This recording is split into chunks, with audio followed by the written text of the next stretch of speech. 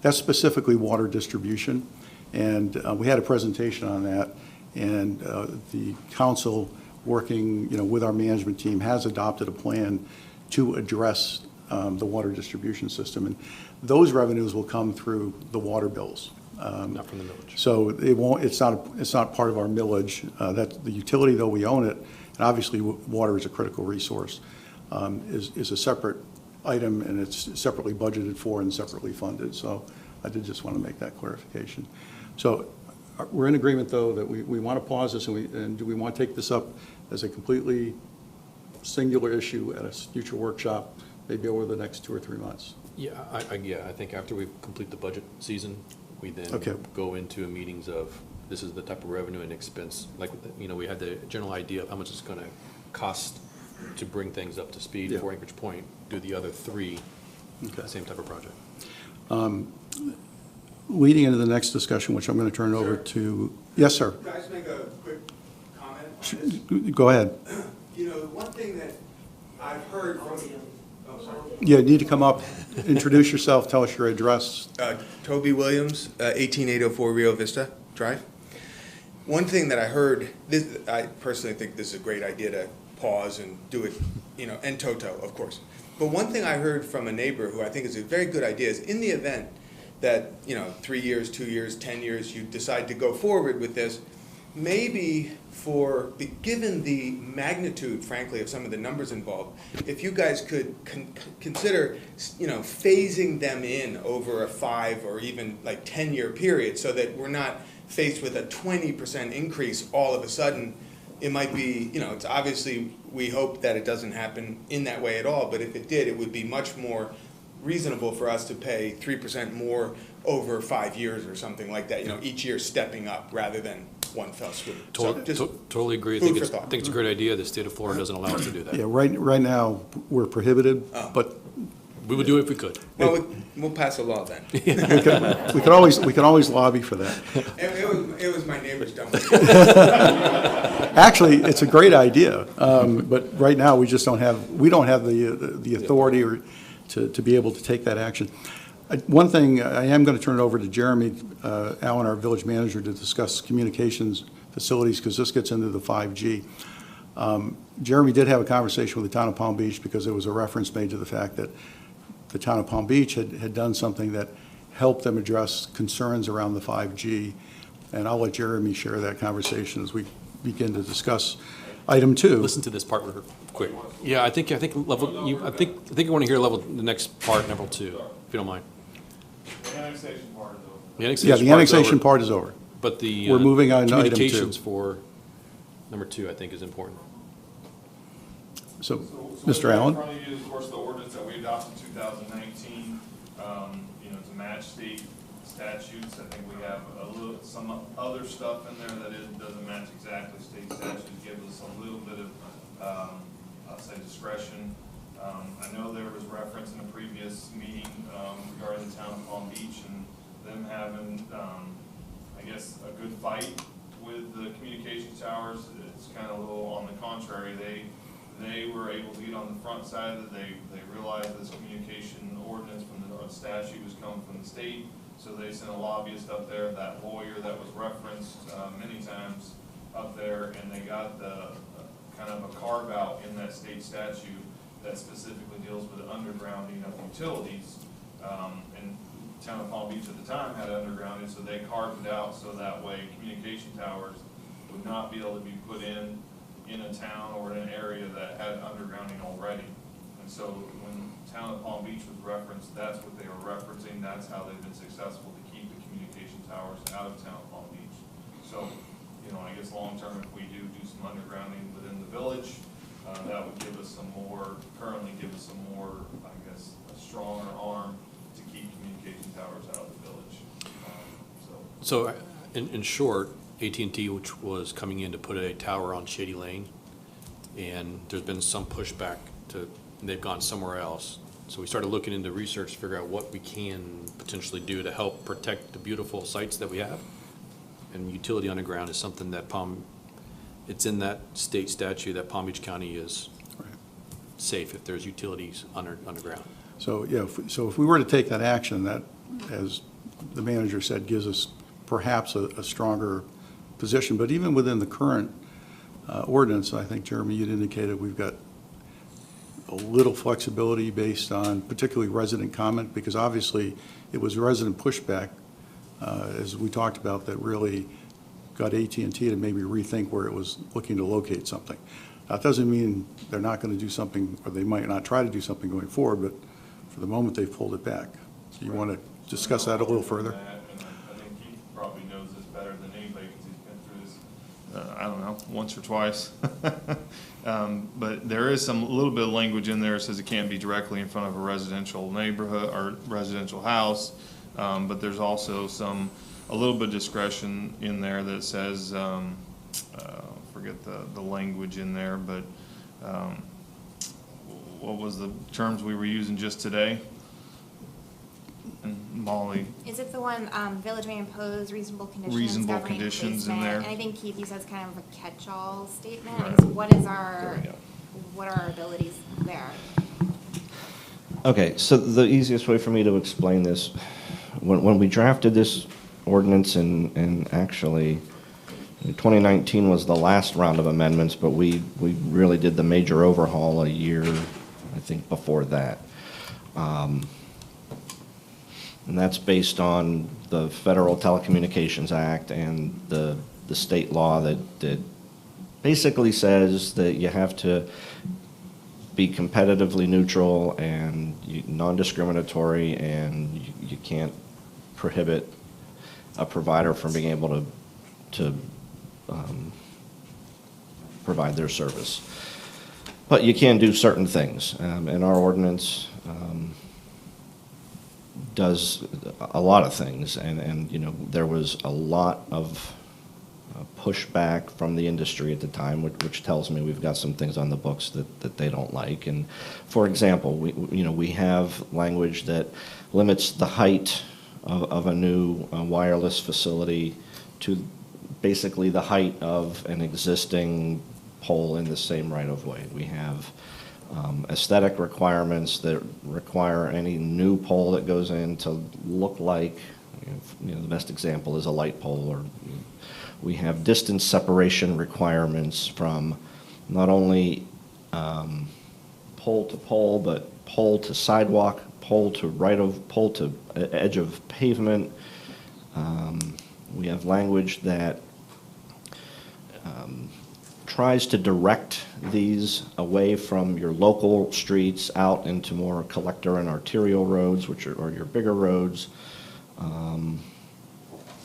We have the catch-all language where if there's nothing in there that specifically is addressed, we have language about stealth requirements and aesthetic requirements, and where it's possible using landscaping or equipment wraps and things like that. So we have all of that in the ordinance. And then we have just sort of a catch-all provision that allows the village, on the basis of protecting the public health, safety, and welfare, to, doesn't say you can deny the permit, but it says, you can work with the applicant to make adjustments. And quite frankly, the way that this particular situation unfolded, in my experience, is the way it usually unfolds. And we didn't even get to the point where a permit application was filed and we had anything to review, or this ordinance has never been used in Tequesta at all. You do not have like a pole proliferation problem where we're fighting the industry on a regular, but even a sporadic basis. This ordinance has never had to be used in Tequesta yet, which isn't to say it won't. But this is typically the way I've seen it happen in other communities. They come in, we want to put something here, there's pushback. If it gets to the point where a permit application is filed, then there are healthy discussions between the permitting authority, which is us, and the applicant, and typically you'll either look for another place or figure out a way to co-locate it on an existing facility or whatever, and ultimately land in a place that most people can at least live with. So, So do we have a way to not have it in residential areas? Our ordinance specifically says you cannot put a new pole in a village right-of-way adjacent to a residential property. It's very clear about that. Because obviously Tequesta's Mostly mostly residential. Right, and our ordinance says you may, in a village right-of-way that's adjacent to a residential property, you can't put a new pole. So the Parks and Country Club. Talks about adjacent to a front yard, so which, your rights of way are going to be adjacent to front yards, and if it's a corner lot, the way our code works, each side is considered a front yard. So, we have code that talks about protecting the sight triangles at intersections. We have code that talks about not impairing the view from a residential property. We'd have, again, aesthetic requirements. So, yes, we have all of that in our current ordinance. And again, we've never taken it out for a test drive yet. It hasn't had to be used. So, in my view, the code that we have not only complies with the federal and state preemptions, but it gives us some teeth in how to deal with these in the event a permit application is actually filed with the village. So, and the other thing I will say, the manager provided me with a number of documents, and I'm not sure from where they came, but there's a City of Hallandale Beach resolution. There's a City of Pensacola, a letter from a individual that represented a group of residents dealing with an actual permit in that jurisdiction. And then there was a State of New Hampshire report of the Commission to study the environmental and health effects of evolving 5G technology from November. So that's like a 350-page document. I did not read all 50 pages. But the reason I bring it up, each and every one of these documents very clearly recognizes all of these federal and state preemptions. That they're either asking a state or federal government to study this more, or asking for some better local ability to regulate these things. None of these have a silver bullet. They all very clearly recognize the preemptions that we're all struggling with. So, all that to say, it remains my opinion that we have a solid ordinance that gives us the ability to deal with these when we get one. Well, I think we got two issues. We've got the issue of infrastructure, which they have to build out in order to be able to provide it. But you mentioned, the public health and safety, and that's the other side of this coin, where there's obviously contradictory information. The carriers put out information saying it's safe. There are some studies out there, obviously, that say exposure to the broader band with greater intensity because of the number of sites that have to be in place is injurious to human health. So that issue hasn't been resolved, and I guess one of the interesting things would be if somebody came in, whether we could even make an argument on the health side. That issue is very clearly preempted to the really the federal level in terms of is it physically safe, is it cancer causing, does it emit certain kinds of radiation? Right. The law is very clear that the local government has no ability to prohibit based on those types of arguments. It's just not there. And again, the documents that were provided to me, everybody's expressing frustration with that issue, and everybody wants that to be studied more, and everybody wants to find an answer. Even in that New Hampshire study, that's what it was about. There was the majority report and there was a minority report. So even in that study, there were differing views on what the actuality of that is. And I certainly have never put myself out there and tell you that I'm an expert on that or even know enough to be dangerous. I know what the law allows us to do in terms of regulatory activity, in terms of the health and safety of the actual transmission coming out of the cell phone or out of the antenna. No, I don't know. But I do acknowledge it is a topic that is under Scrutiny. and there is great debate about it.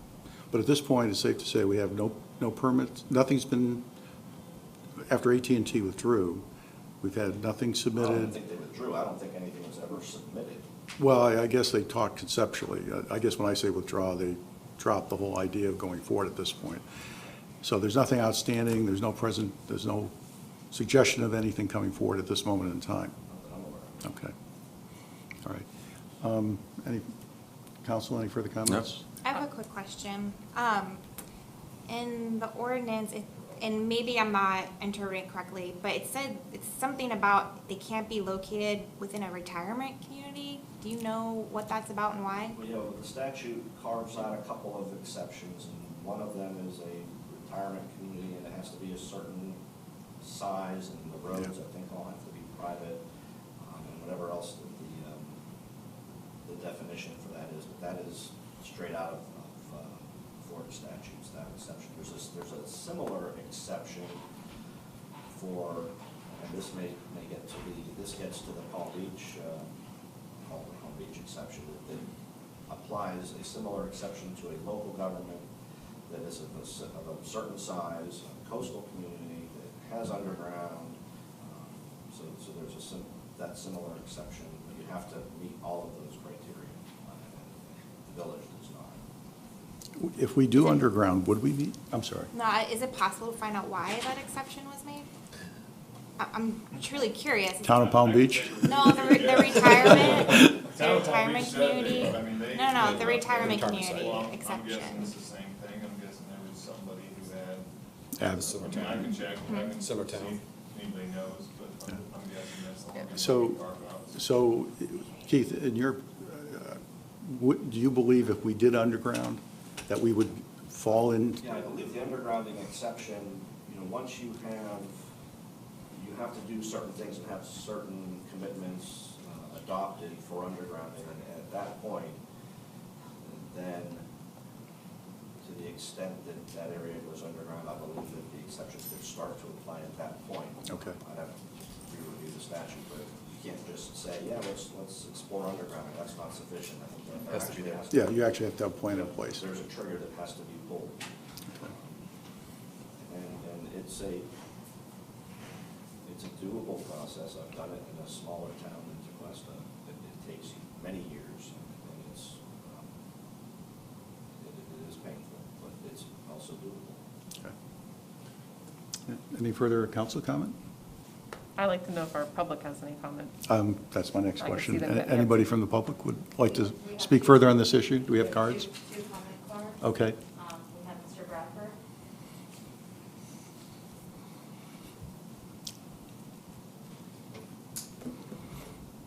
Good evening. Tom Bradford, 44 Chestnut Trail, Tequesta. Couple of things before I get to the reason why I'm standing here. I was the town manager in Palm Beach when we got the carve-out that you're talking about. And it just goes to show you that lobbyists are worth every dime they make, because that saved the day for Palm Beach, because they never would have tolerated wireless antennas in their town. They are on rooftops in Palm Beach. They're in the Breakers Tower. They're on Town Hall Tower, but you don't see anything. Okay, that's the whole game in Palm Beach, is aesthetics. I was also the instigator of the Town of Palm Beach undergrounding process, and if you ever want to know how to do that, I can help you, and I think Mr. Prince does some undergrounding as well. So it is doable. It's an expensive proposition, but as Jeremy stated, if you're under 10,000 in population, if you're a coastal community and you have undergrounding plans that are underway, you're out. And of course, now if AT&T or somebody comes in today and puts up a facility, you can make them go away, but you have to pay for it. That's the rule.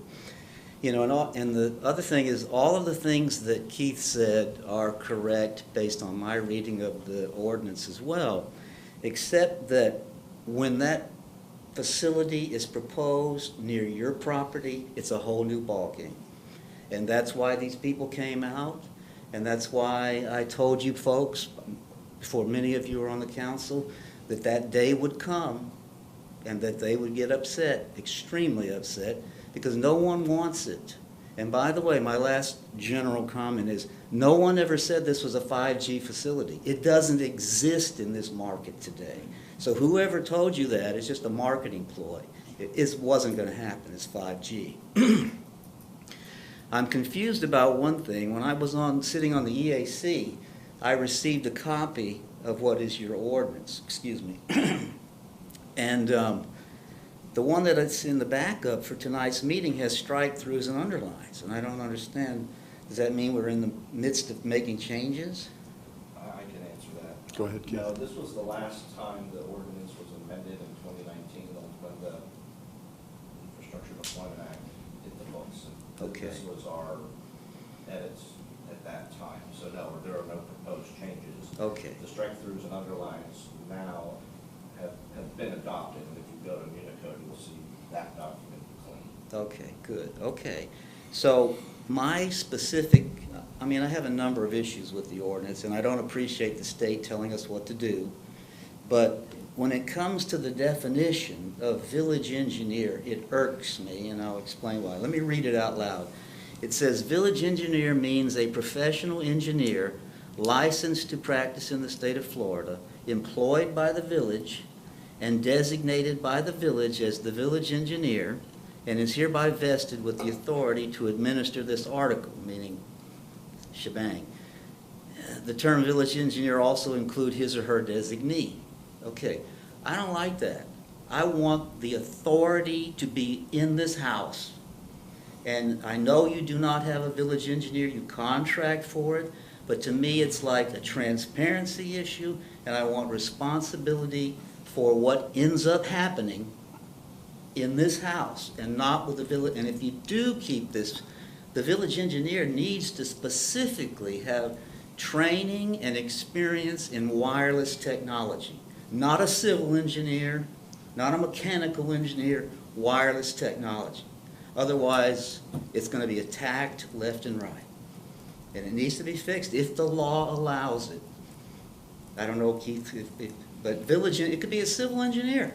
What does he know or she know about wireless?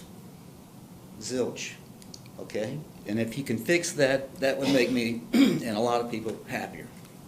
All right, Thank you. Tom, we'll take that under advisement, and we'll have some further discussion on that point. You had another card, correct? Yes, Lydia McClure. Hey, how are you tonight, Lydia?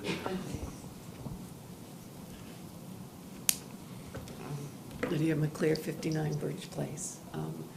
There were about 5 of us speaking at the last meeting, and about 5G, as you know, and the possibility of coming into our town. I recognize that there have been efforts made, and I appreciate that on behalf of trying to make our ordinances stronger. The bottom line is they are not strong enough. And I second what Tom Bradford said, in that we need to have an expert. He said an expert in wireless technologies, an engineer, but we need to communicate with an expert, a legal expert in this area. With all due respect to Mr. Davis, who's done a great job, we need stronger laws, and we need someone to guide us. I suggest Andrew Campanelli. There is another one out of Texas named McCullough.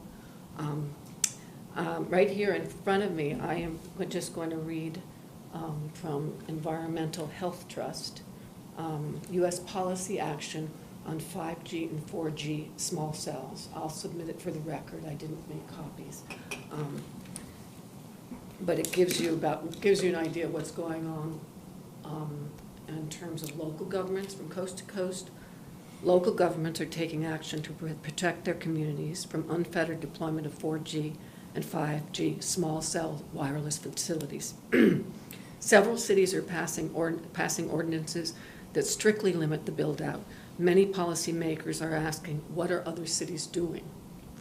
This page holds a compilation of what states, cities, towns in the U.S. are doing to protect their community. It also goes into what's happening worldwide. It will give you all the different countries and what they're doing. So it's a valuable paper in that sense. Is that my time? Sorry, no, that's my phone, sorry. Okay. I thought we turned it off. No, it's not Anyway, your time. So I'm here along with some of my colleagues just to endorse hiring someone to review this, who specializes in this arena. It's, again, not something for the generalist. It really is for someone who understands this law inside out and backwards and forwards. And it can make our laws that have already been enacted stronger if we do that. Well, we appreciate your advocacy and passion around this issue. Thank you. If you could actually provide Yeah. a copy I'll give this copy to the clerk. I will do that. If you can't do it And- tonight, you can email it to her, but, so we have that, and we can, I'll take a look at that as well. Okay. And if I may, I would venture a guess about the seniors, the assisted living or senior areas. My guess would be that it has been shown, that this wireless radiation has been shown to be extremely deleterious to children and to the elderly. And I'm guessing that's what it's based on.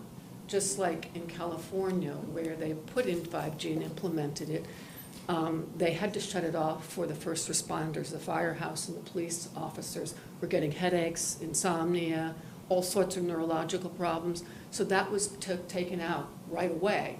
The residents continue to be irradiated, but there's a lesson there. So the firefighters in California, in certain areas of California, don't have this, but the Okay. residents do. All right. So I think that's the reason for the elderly communities, is because it's really horrible for them. Okay. All right, thank you very much. Thank you. Any further discussion on this point tonight?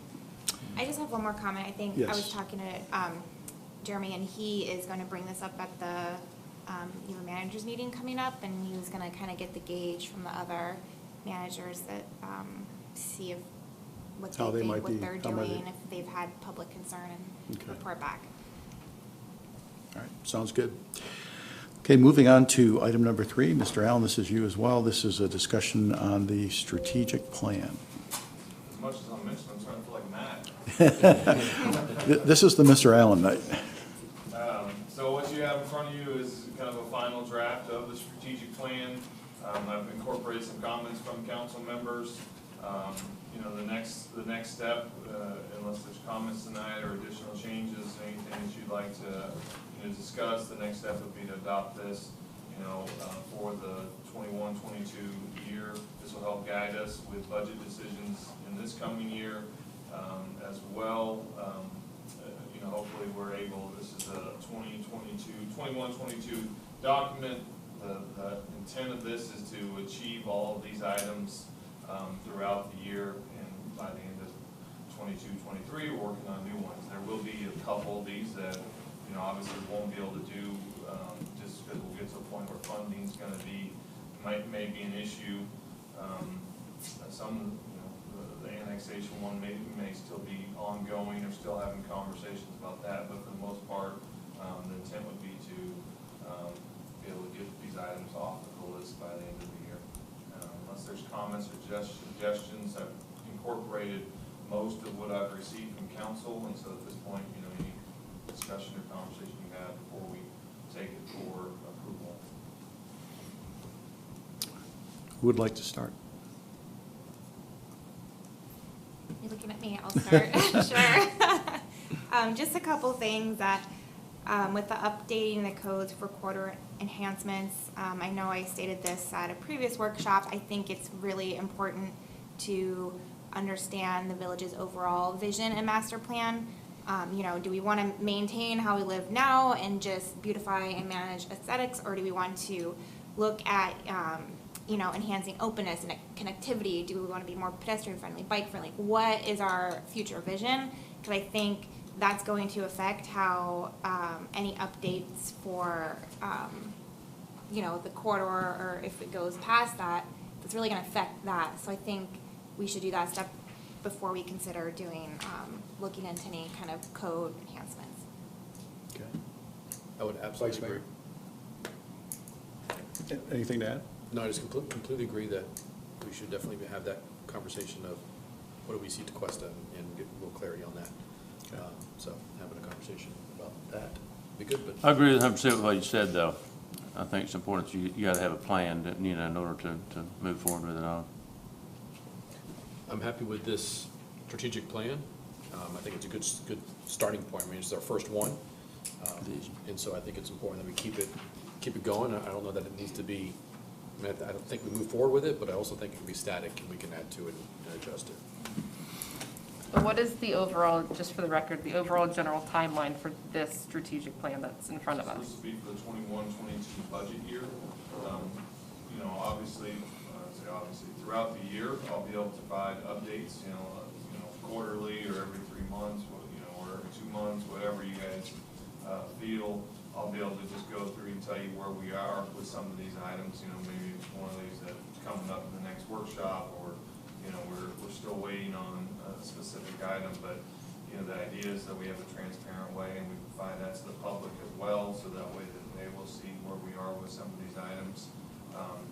But then as we kind of get into next year around the same time, we'll update the strategic plan similar to what we did this year and start working toward the next year, so that way we can build our budget. Because the idea is that some of these items, they are going to take some budget, and knowing that it's a priority for you guys, we can look at them budget-wise. And as budget decisions become tough, we can say, yeah, but look, this was a priority for you guys, and so that's why we budgeted it that way. So Okay.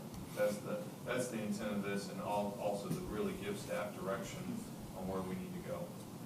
It's very transparent. Yeah, and that leads, go ahead. How does this fit into the village charter too? I mean, that's coming up this, you know, we can start looking at that, but shouldn't they kind of all? Not necessarily the strategic plan. It should mess with a comprehensive plan. I mean, so those two should mess. The charter, a little different, that governs us. But it should all mesh with a comprehensive plan. So hopefully we get through these. When we check one of these items off, we can go to the comprehensive plan and say, you know, check. Or, you know, as we look toward next year, hopefully the council at the time digs in the comprehensive plan, sends me some things that they want to look at to try to tackle in the comprehensive plan, and then we can make it part of next year's strategic plan. So that's the intent, is that this comprehensive plan is just a big, you know, big task. We can't tackle all of it. It sits on a shelf, nobody looks at it. We're taking pieces of that comprehensive plan, put it in our strategic plan. So hopefully, at the end of 2030, when we say this is what we want to be when we grow up, we would have tackled enough of these things that we do look that way. And so I know as council changes, a little bit of the vision for the comprehensive plan changes too. And so we need to make sure that we're kind of constantly revisiting that comprehensive plan. I know Nilsa updated it a few years back. And so we'll continue to kind of look at that and make sure that's what the council's vision is as we move forward. But it's statutorily, it's required that we look at every 5 years, but maybe council wants to do a workshop on the comprehensive plan on the year and kind of look at those things, we can do that as well. But I think this is the start to move to make sure that we're tackling a comprehensive plan that hasn't been done in the past. I think this is a good overview. It's a good starting point, as you and I have discussed. I think, as the Vice Mayor said, this will tie back into the budget discussions. And as I've indicated to you too, I think it's very important that both from a budgeting standpoint, from a capital planning standpoint, that we link these items back to those elements. As Councilman Prince said earlier, maybe a month ago, he said the importance of knowing where the funding obviously is coming from for any of these activities we're going to undertake. And then again, I think if, you know, I've talked about having a mini Gantt chart associated with this, which would allow us to basically create a scorecard so that as we complete these tasks, we then have a historical scorecard. So not only do we have a plan that continues to look forward or looks at the current day and what we're trying to achieve now and into the future, but we have a scorecard of what we have achieved, and then that can be shared, you know, with the community, and then it's very transparent. But I think this is a significant. I mean, the very first blush, I understand, was, you know, a quick blush, but I think this has shown a lot, you know, a lot of thought, a lot of improvement, and I think without this, as you said, the comprehensive plan is such a large document, and yes, it does theoretically transcend one council to the other, but without this, as you said, it can sit on the shelf. This really breathes life into that comprehensive plan. It really makes it come alive. It makes it actionable. So, you know, I commend you and the staff for the work you guys have done on this. And I did say, council looking at this and bring the comprehensive plan, like the EAC has done that, they've been tasked with it, Yep. they brought some suggestions. I believe they're still tackling a couple other sections, so it's being looked at, currently too, but I think it'd be good for this current council to look at that as well as a whole at some Yeah. point. So do we have a consensus that we're satisfied with what we're seeing here, and Jeremy can move forward with this as it stands? Okay, very good. Okay, Mr. Allen, we're going to continue the Mr. Allen show. Now we're on to Parks and Rec, or Parks and Green Space, I should say.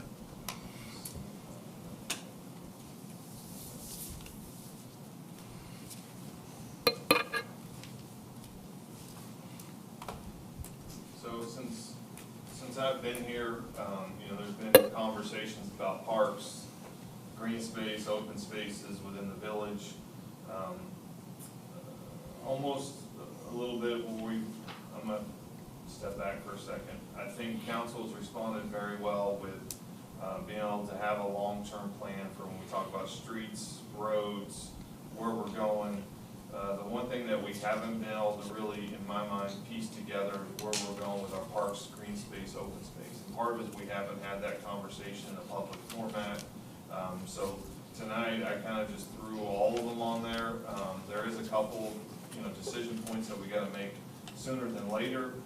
So as you see this presentation, this is kind of all encompassing, and we really, what I'd like to do is similar to what we're doing with the building maintenance plan, what we're doing with our road, streets, is really come up with what is our master plan, not only for Constitution Park, because that's been our focus for a long time, but what is our plan for parks and open spaces in the village.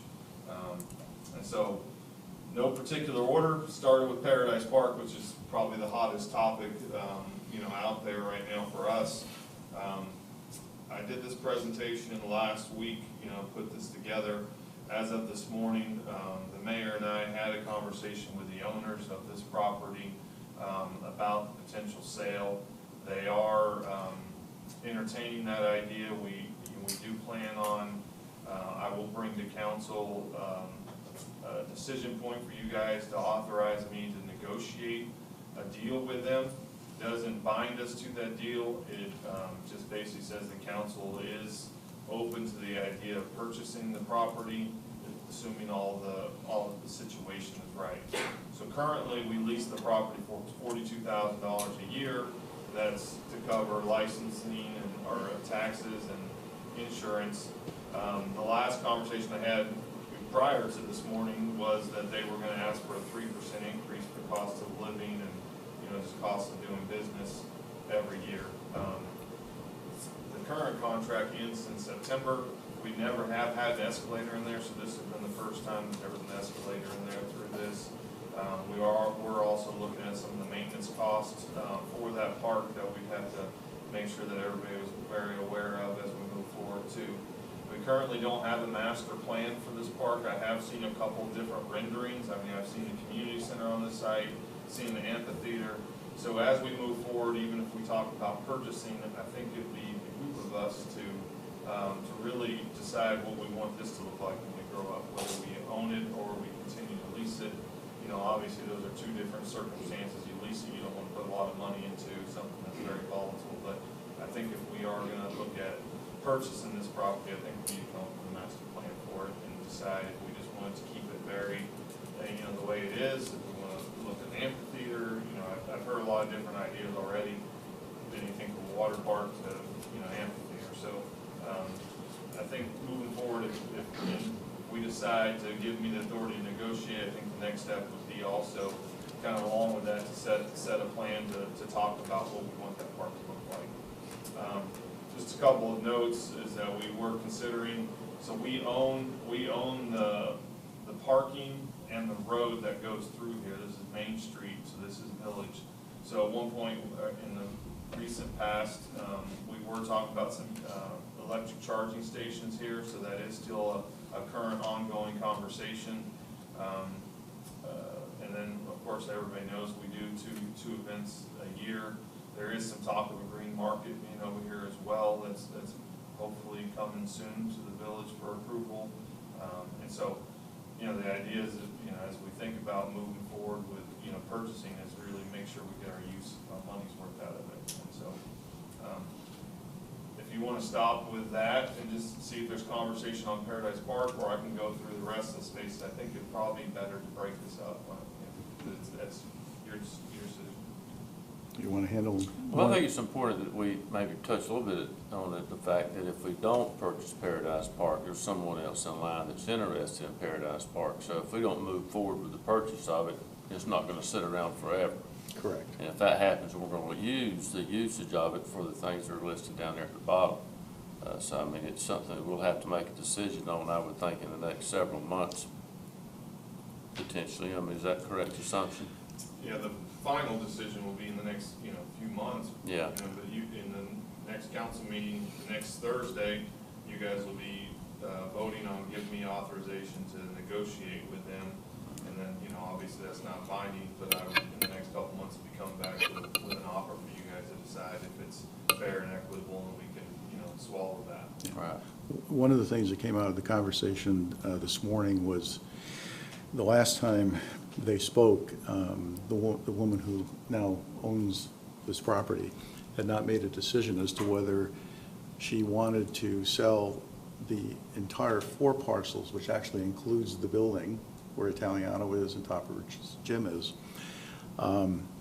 or just to sell the 3 parcels that currently comprise the park. And she did say that she has made a decision to retain ownership of the building at this point.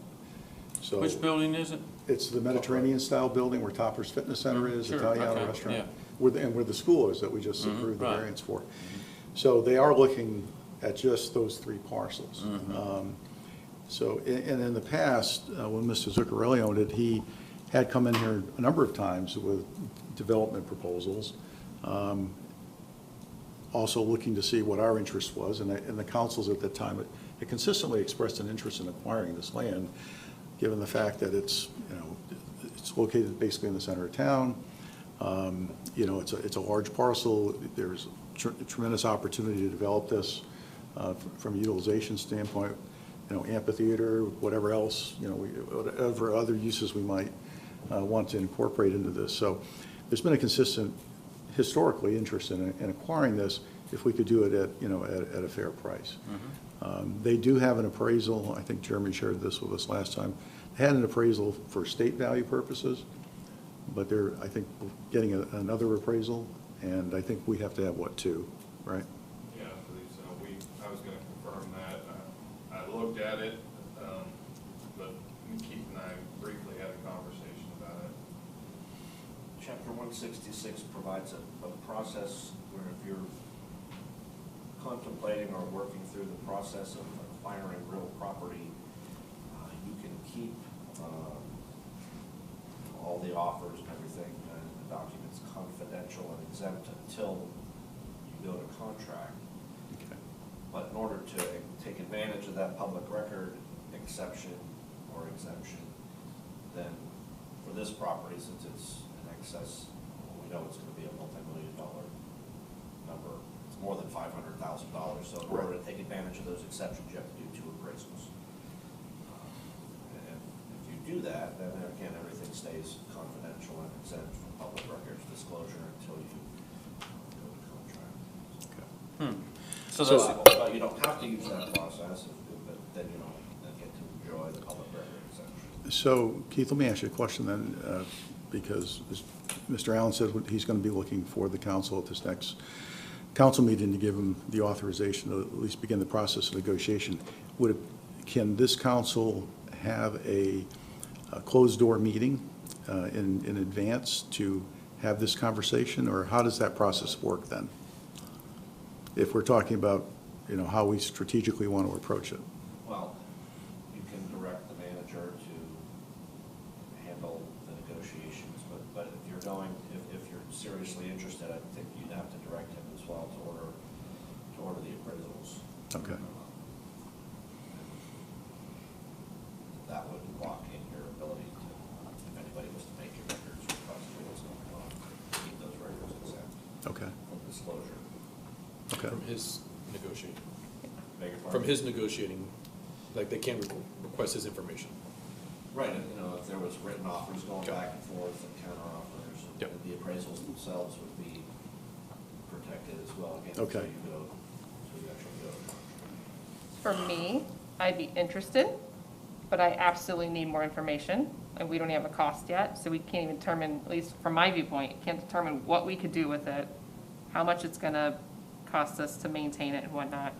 I do wanna ask all of us, when we're talking to residents, to point out what could be there instead, because I've had some feedback, why are we looking to even buy it if it's just open, what are we gonna do with it? I like how Mr. Prince pointed out, like, there are people who are interested, so I think it's important to point that out to residents when we're talking with them, what could be there if the village doesn't try to acquire, just so everyone's very aware of the options. Well, I think Jeremy hit the nail on the head earlier when he said, because we simply lease it, there wasn't an intent to invest a lot of money into a piece of property which we meant ultimately not own. Obviously, if we were to purchase it, yeah, there's a whole range of things we could do. I think to discuss possibilities is fine. I don't think you want to get into the notion that we're going to do anything specifically at this point. I'm not asking that, I'm But- just Yeah, but possibilities, I see making no- sure we know our residents understand Yeah. what happens if we don't acquire it, Yeah. because I don't want them to be blindsided either. And to Ms. Brandon's comment, that the statute requires the adoption of that contract at a public meeting, and you have to give, it's very specific, you actually have to give 30 days public notice Okay. of that meeting where you're going to be considering that option contract. How much, whatever the price of it's gonna ultimately would be, it's not gonna be cheap. I can tell you that. No, but, you know, and again, there's no guarantee we would qualify, but as we discussed before, there is a grant opportunity that we can pursue to help with a substantial portion of the acquisition price. Tom, before I call you up, I just want to see if Molly or Kyle had any further comments. I think we should move forward and give, well, I guess we'll talk about, you guys give Jeremy the authorization to Right. negotiate and Jeremy order 2 appraisals. Well, again, that has to be a Since council. it's not to do it, I'm gonna bring it to you guys to council, and you guys can vote Yeah. on it at that point. Yeah, I think there's a consensus to do it. And I think the ordinance, it should be worded properly so that we, you know, provide that protection that you, Right, so this will be back on your regular council agenda as an Right. action item for you to actually take action. to vote on, right? And then from there, we'll have the information whether or not we can and can't. Right. Mr. Bradford? I signed up to speak under this item, but this was the particular thing, so you diced it up, so I'm going to speak now. I looked this up, so I'm absolutely positive, okay? On August 12th, 1999, the Village Council approved the Village Center Master Plan for all 4 of those properties, and folks, just let me tell you right, you're sitting on a gold mine, a gold mine. It is not very ingenious to turn it into a park. This will make you a lot of money if you let that plan develop by those that know what they're doing. It is in keeping with the architecture that Mr. Zuccarelli's building on the northeast parcel is exhibiting. I guess it's Mediterranean, I'm not positive. And it will transform this village unlike anything you have ever seen, and it will turn it into exactly what a lot of us think a real village should look like. You will regret it, just my opinion, you will regret it if you let that opportunity go away and turn this into a park. That's my 2 cents. I just wanted to go on the record, look it up. It's got to be in that building department files for whatever that address is, Main Street, whatever, and you will be astonished at what this village approved. And unfortunately, it never went forward for a variety of reasons, including John Zuccarelli. But you really ought to think about this before you go off on a park tangent, because your tax base could use all the help it can get, and that will generate big dollars, very big dollars. So please look at it. Okay, all right, thank you. Okay, Jeremy, you want to move on to the next? Hold on. Excuse me, we Oh. have another comment. Oh, I'm sorry, yes. Okay. Mr. Mark Sapiri?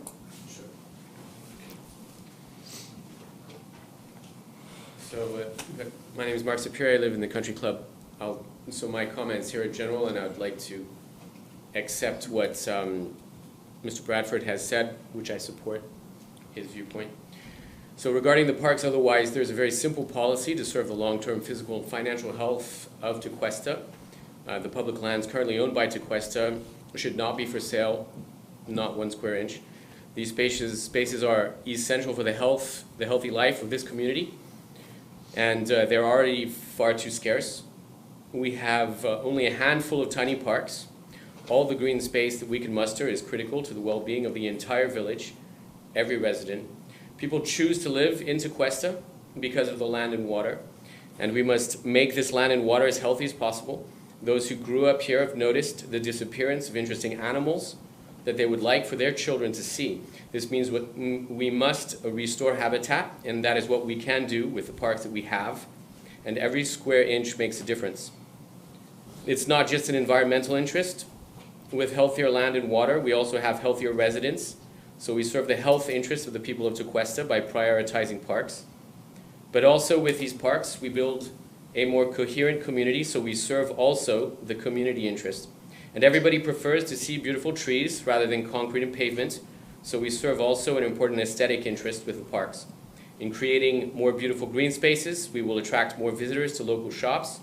So by prioritizing the parks, we promote the local business interests. And because we will have fostered a healthy community, all the commercial and residential property values will also benefit, and as a result, revenue to the municipality will increase organically.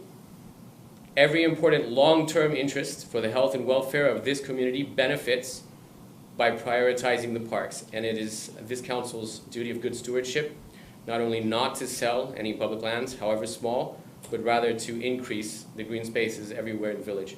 So when buyers come knocking on your door, your answer is simple: our public property is not for sale. On Remembrance Park, that'll come up, the council resolved 2 years ago, after careful deliberation, to make this a park, and it's time to make it a beautiful tree-filled park, and under no circumstance should the council entertain selling this park. Use every piece of land that Tequesta has to restore habitat and make great outdoor spaces for a healthy, financially prosperous and self-sufficient community. We cannot afford to sell any of it. Thank you. Thank you. Anyone else, Marianne, or is? Okay, all right. Jeremy, you want to move on to Constitution Park? So Constitution Park, just wanted to kind of briefly touch on it, so we, making the improvements to the community center. We are putting parking along Dover Road. That'll start in the next month or so. So there will be some disturbances over there. We're going to create a grand entrance on that side. We are resurfacing the trail. We're going to be very environmentally friendly. We're going to reuse the materials that we have out there, and so it's a very green use of that material, and it also saves the village quite a bit of money as well.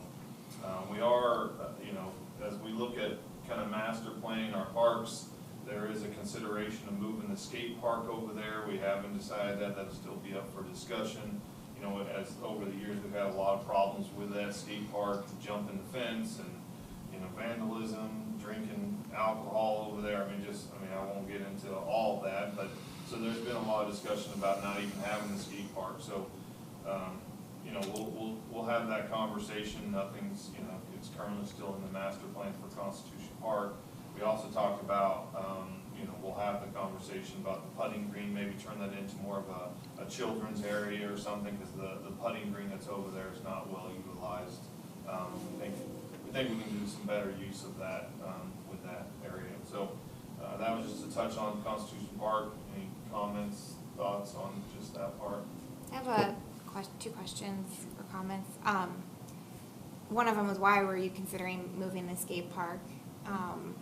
And I guess my 2 cents on that is, I think even if you maybe have problems with some teenagers or whatever, I think it's still a safe place for them. So I don't know if moving it, and I don't know. Yeah, That's kind of that's my 2 cents. It's a safe place, but even if you're dealing with some shenanigans there, it's safe, and at least it's keeping kids there. And then with the putting green and a potential small children's area, Maybe another pavilion could be considered too, for another seating area, shade. Okay. That's it. That'd be part of the conversation. Any other comments? No, in addition to skate park, because I do support the skaters and their own little community in general. Just to reiterate, in the past, when we originally started talking about community center years ago, I have had conversations with Greg about skater lifestyle. They don't put their board in a car and go to a park. They usually take the board to the park. So I would never suggest putting it too far away, especially since some of the younger residents, such as even like 7-year-olds, they are getting a ride from their mom, but it'd be worse to see them go too far away. And the Jupiter Park is nowhere near us at all. So just, I've always put that out there. I mean, I understand there's issues, but always try to keep that in the back of your mind, like they aren't car driving kind of community. Yeah. Well, I mean, there's no question, there's this, skate park has had, you know, some alternative perspectives. I mean, there's a strong contingent that are very supportive of it, and there's some people who, for the issues that Mr. Allen referenced, had some questions, but I do think it's a valuable element, and I guess the question is, do we keep it a Constitution? Would you move it to the Cuesta Park if we were able to develop that park? I guess that would be part of the overall conversation that we have. I did want to say thank you for the good news about the steel coming into the community center, recreation center, on a more timely basis, because I think that was good news in terms of the completion date. So we're happy to hear that. If I would just say, you know, having Hedrick Brothers, you know, very professional firm, the way that they've handled that by, you know, changing their time frames and moving things around, being very flexible, has allowed us to really stay on schedule with that. So even though we're a month behind or a month and a half behind receiving that steel, they've done other things during this Right. time. And so, you know, Hedrick Brothers has been a good resource and a good partner with us to be able to be flexible like that. So. Yeah, I agree. Well, and having Doug, who's a resident of the village, Yeah. as project manager, hasn't heard either. He tells me he's constantly hearing from his fellow residents about getting this thing done as correctly, but as quickly as possible, so. I'll make a couple comments on the skate park. I think it's great that it's being used. So it's being used, that's a good thing. I would say before you get rid of it, to have one built somewhere else and see how it works. I mean, and then think about transitioning, or maybe you have two. I don't know. But Jeremy, do we have a camera out there? I thought we had. We do. Okay, so are we able to monitor that, or with the transfer of the dispatch? I don't know, I thought that We camera. don't monitor it live. I mean, we can Okay. check in on it occasionally, but we don't monitor it live. You know, the conversation, it spurred with just some of the issues. I mean, there've been comments from citizens, like you say, half the citizens are for it, the other half of the citizens aren't. You know, I've heard the comments about not being too far away.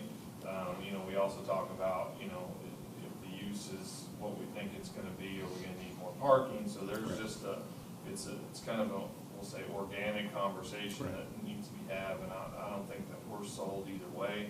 We just think that it's something to continue to have conversation with, and just move, kind of a moving target. Well, I mean, there's always the issue of privacy, but with the skate park and with the completion of the rec center, perhaps we can have a live feed coming in where we could monitor the activity there, you know, if we do believe there's some issues that need to be addressed. I'll just say, I used to manage 100 people, and anytime we put cameras up in the production facility, it's a bad thing. It doesn't do anybody any good. Okay. I would just encourage our police department to get out there, walk, see people, talk to people, and interact with them, is how I would manage. And if I remember correctly, years and years ago, the skate park was kind of put together to solve a solution to skaters on the big shopping centers, jumping the railings and the stairs, especially in the back where the trucks do deliveries. So it kind of helped solve some of those issues that our police were getting calls on.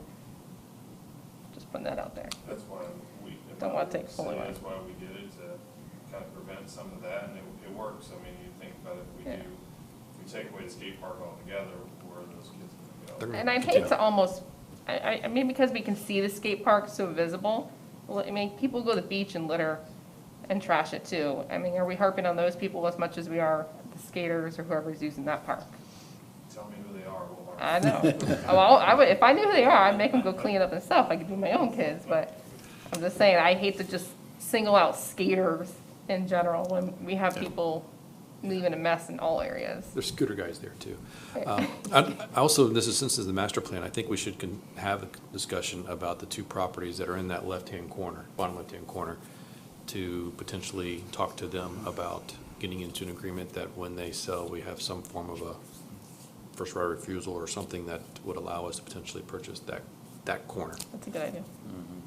Yeah, I have had a conversation with one of them, their cost at the time was A lot. not something that we could swallow at the time, but maybe if there's an agreement, first right of refusal that we could pay for. Yep. Maybe that'd be something we look at. okay. And any further discussion on this? I have one more comment. Yes, Molly. We did get some resident comments on this, and she asked about the butterfly garden and what's going on with that. And so I was curious for an update too, because I know they reached out for some potential funding. Yep, and the council was gracious and gave more than they even asked for, said they didn't plan on using all of that, but they're, I guess, re-engaging in that. They haven't, they kind of took some time off. They referenced some irrigation out there, and the irrigation is fixed. I just think that it was, off, it wasn't being utilized for a while, but I think that group is back, and they're back working on it. And so Great. there was a lapse in it. Yeah. They had actually planned on doing a refurbishment right before COVID hit. In fact, Home Depot had agreed to donate all of the mulch. And when COVID hit, that kind of came to an abrupt halt. But yeah, Judy Wilson, who is one of the, I guess, leaders of the butterfly garden, had reached out to me as well. And she said that, they're ready to resume fairly soon, so. Okay, moving on to Tequesta Park. So I guess maybe start with an update, is that the dog park improvements, I think I sent you guys a picture of that, are underway. At least one side of it is, and so that should be, be complete in the next 3 to 4 weeks, the whole thing. That'll be a big improvement, just the dog park. I know since I've been here, we've got a lot of, say, complaints or concerns about the upkeep of that. And it hadn't been upkeep. I mean, if you look at Tequesta Park, we haven't put money into this park in a while. I mean, it's been very under maintenance, I guess. You will see the tennis courts and pickleball courts on the May agenda to do this. We did have it budgeted. And so that'll be a good improvements, because we'll be adding some pickleball courts and improving the tennis courts, which are basically falling apart. We receive a lot of complaints about that. I think as we move into budget, we have a master plan. I think, until we get to the point where we can spend $4 or $5 million, we just try to take little bites of it to try to improve what we have out there. I know, like the baseball fields, I know a couple users have came to Mr. Stone. I know a couple of them came to me about what we could do just on a daily basis when baseball's going, to just do some better maintenance. We haven't typically ever done it. We've just really had the fields out there and kind of watered and mowed and took care of that. We even raked the fields, but we haven't added any clay and haven't done any base work, anything major to those fields that we have out there. So absence of a huge donation or earmark from a state or any kind of grant, I think budget, assuming we have a decent budget that we can work with, that we try to do some small improvements to that on a yearly basis. We are leased through the state through July 2055, so we have a long-term lease with that.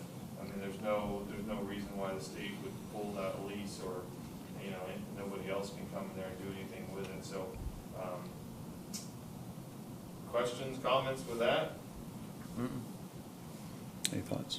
I think this is an imperative thing that we need to do as a council, and continue to work towards making it usable. I can't tell you how many times I'm taking my children out to the farms just to play a sport that's part of Jupiter Tequesta Athletic Association.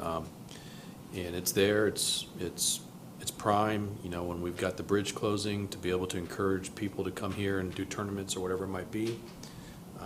Could be a good thing to every Saturday, having people every Friday, Monday through Friday, people coming for practices. And those are all good things when they come into your community. So I think it's something that we really need to look at very hard. Well, Mark mentioned the, criticality of green space, and obviously this is a huge parcel of green space. It is in Martin County. We do lease it. We don't own it. So again, there's the issue of how much do we, as a village, invest in a piece of property that does not belong to us, but we're happy to maintain, and we've been happy to maintain it, and is open to anyone from. I don't think we've been maintaining it. Well, we have spent, some money, let's put it that way. I know we had a grant a few years ago, and we resurfaced the tennis courts, but we've put some money into it. But I think the earmarks are shut down for this legislative session, but earmarks have occurred for various municipalities for various purposes. Sewell Point got a $2.5 million earmark a couple of years ago as they were starting to transition from septic to sewer. Representative Snyder, Senator Powell, obviously with the legislative session still going, well, it's now concluded, although there'll be a special session starting May 17th, but I am actively seeking to get an audience with both those gentlemen.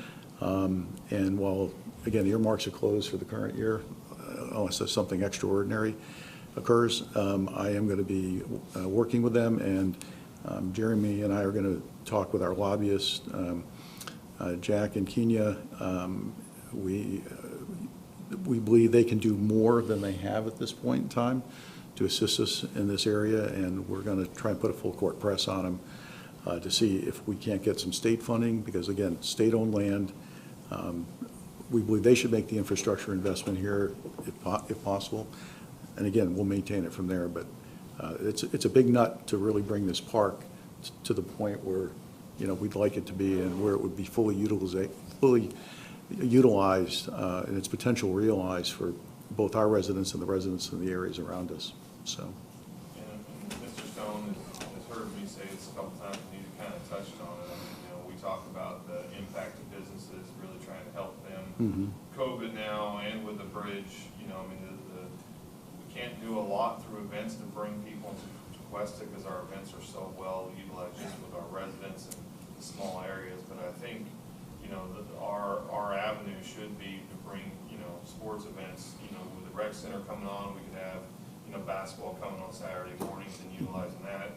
Saturday is Friday night. Baseball season you can have every night. You can have people from other cities coming to Cuesta, utilizing our restaurants and our food places. So I think long term, to really put some resources into this park. I think this situation is a lot different than you have a Paradise Park, which is a private owner that owns it, versus the state. We've had this thing, in lease for a long time. I don't foresee them, pulling the lease from outlets. They can't really do much with it. Yeah, I think I agree with that. I think the one issue, though, is again, is it is not a Tequesta Park, even though we call it Tequesta Park. It is open to anybody at all times. Why is it not at Tequesta Park? We utilize lease it. it. As far as our comprehensive plan, it is counted as park Yes. space. So, in all essence, it is Tequesta Park. Could But- we not annex it in? No, it's Martin County. It's the state, so we can't annex the state. If it was Martin County, we could go to Martin County and ask them if they'd let us, but. Well, no. The state law does not allow municipalities. Again, that could be something you could try to get a special exception made. I believe Mr. Bradford gave us a set of circumstances where that happened. But I think it's to our advantage that the state owns it. I really do. I think we could easily continue to talk to them and tell them the need, and continue to talk to Martin County, Palm Beach County, talk to all the people that are involved with this area, and us to maintain it. There's a need for it. no, I agree, and I think The conversations I have with people who work with the state, they do tend to favor helping with projects such as this, because it pulls a community together as well as supports so many other angles, as opposed to something that's just going to serve one purpose. And I know most of us up here go to the fields all over Jupiter, and it does. You meet people from all aspects. You pick up dinner on the way. We have a game tomorrow night. We're going to be There eating you Jupiter. go. I have 1,000 thoughts on this. I think most people kind of know where I stand. It is a big bite, and I would like to see organizations help, but not be totally in charge. no, I'm not disagreeing with anything that's being said. I just think that again, this being state-owned land, Martin County, it's open to any resident of the state of Florida. It's not specific to us. Us maintaining it and exerting control over it, I think is a great idea. But I think from an infrastructure standpoint, we're talking about a $5 or $6 million investment probably to get this to where we'd like it to be. And that's where I think we do want to lobby the state. We do want to encourage the state to undertake that capital budget to improve this. I think there's a strong logical argument to be made that that is something they ought to support.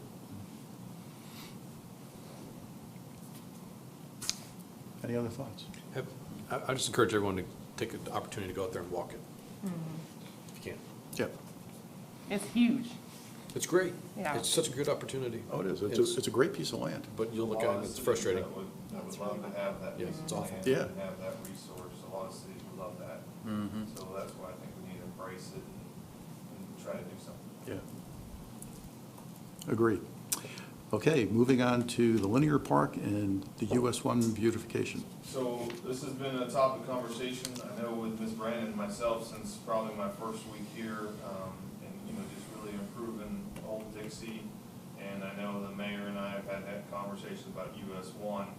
So the plan, I'll start with US 1. The plan for US 1 is we're looking to get kind of a rendering or a plan of the gateways on both sides, the north and the south, and then trying to apply for a grant that opens, well, last year it opened in September. So that's kind of the plan moving forward with that. I mean, if the grant is a little earlier this year, we may have to bring that to you guys to do that maybe in the near future. The kind of the conversation that has really grinded to a halt is Old Dixie. And along Old Dixie, you know, trying to improve that and just make it, you know, something that we can be proud of. I mean, it just looks like, I mean, it's a great space if we utilize it, kind of probably like West Park. We've been a little hesitant lately just because of the work the railroad's doing. So we leased all that land along the railroad for a fee. And there's a 5% escalator. I want to say it's like $12,000 or $13,000, 5% escalator. So we lease that land. So anytime the railroad would come in there and do any kind of maintenance of it, if we had flowers there, they can tear them out. It's at our cost. They don't have to put those back. That's the way the contract reads. So with all the railroad coming, we've been very hesitant to do anything with it. We kind of have a better feeling of where they're going to be, you know, stationed and everything now. So we could do some improvements along there. What I would like to do is, hopefully budget willing, this year is try to get somebody to kind of come up with a plan for us to beautify the area, so that way when the railroad is done, we can go ahead and start those plans. Also, you see it in blue, I try to circle it, that corner of County Line Road and Old Dixie on this side is actually FPL, and then the county has some authority over that as well, is be able to work with them so we can beautify that intersection of County Line Road and Old Dixie. I think that would do us a world of good, especially with, you know, the traffic probably going to be increasing here when the bridge closes. I think we'll get a lot more traffic, and then also, you know, when this bright line is coming through and is coming through 8-10 times a day or whatever that is, I think it'd be good, just a good showpiece as people they have to slow down a little bit, to have I guess a better looking Tequesta for those people on the train to look at. I mean, I've rode Brightline, and you know, when you slow down a little bit, you're looking outside.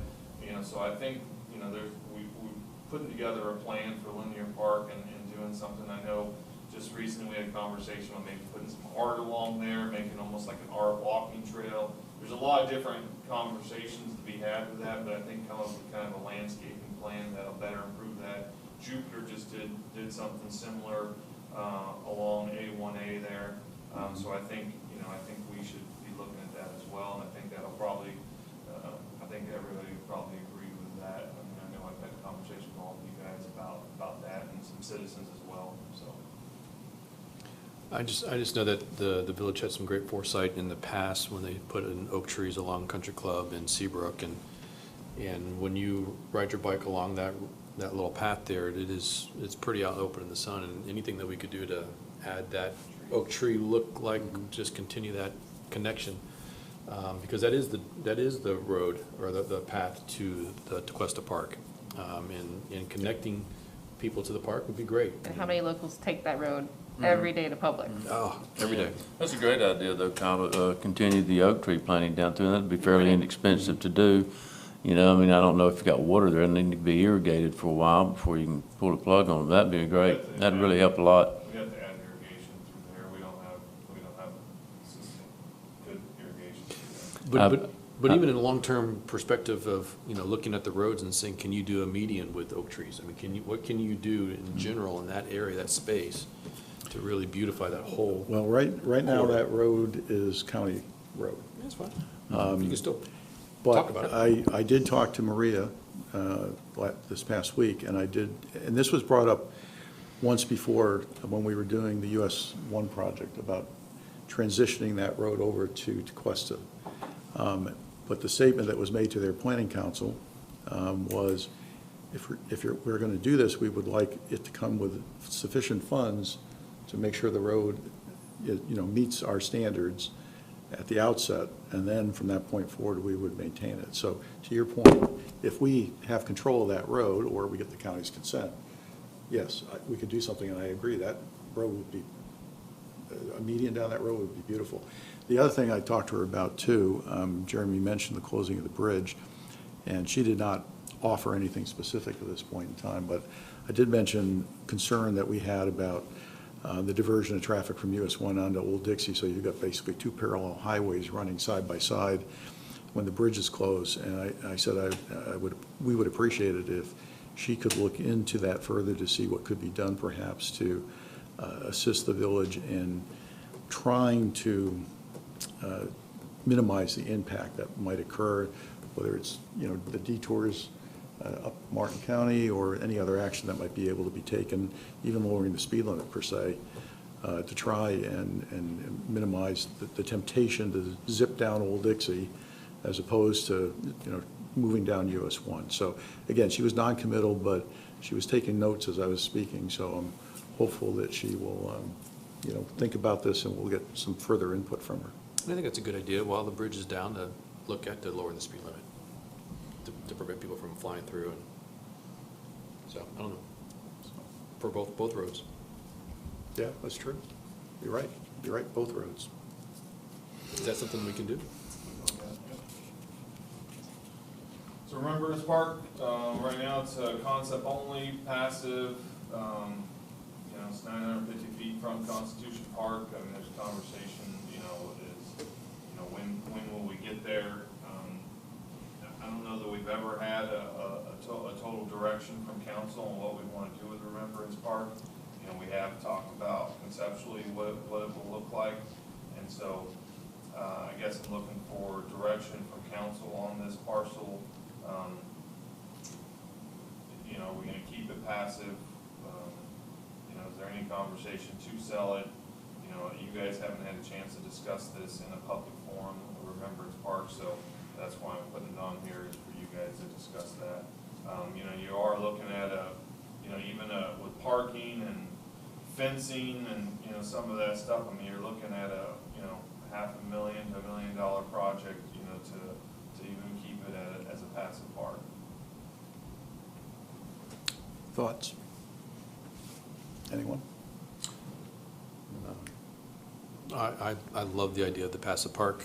I'd like to see more trees on the outside of it, and then full space of grass, a place for people to walk. And I would say it'd be nice if people could, I don't know if this does, but bring dogs as well.